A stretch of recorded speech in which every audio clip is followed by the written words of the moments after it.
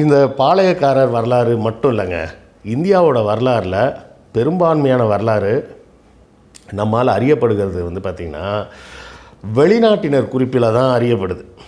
அது ஏங்க அப்படி சொல்கிறீங்க அப்படின்னு ஏற்கனவே நம்ம சொல்லியிருக்கோம்.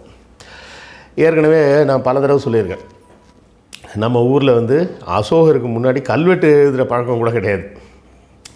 சிந்து சமவெளி நாகரிகத்தை ஏன் நம்மளால் ஒன்றுமே கண்டுபிடிக்க முடியல அப்படின்னு சொன்னால், இங்கே இருந்த மக்கள் வந்து இதெல்லாம் கிரானிக்கல் பண்ணணும். அதுக்கு முக்கிய காரணமே என்னென்னா, சிந்து சமவெளி காலத்தில் வந்து மதம் சார்ந்த நம்பிக்கைகள் அவங்களுக்கு இல்லை. அதாவது மத சார்ந்த நம்பிக்கைகள் இருந்திருந்தால் என்ன பண்ணியிருப்பாங்க, சுமேரிய நாகரிகத்தில் கில்காமேஷ் கதையெல்லாம் எழுதுன மாதிரி, எகிப்து நாட்டில் ரா கடவுள் அப்படின்னு சூரிய கடவுளை பற்றின கதையெல்லாம் எழுதுன மாதிரி இவங்களும் ஒரு கடவுளை பற்றி கதைகள்லாம் எழுத ஆரம்பிச்சிருப்பாங்க.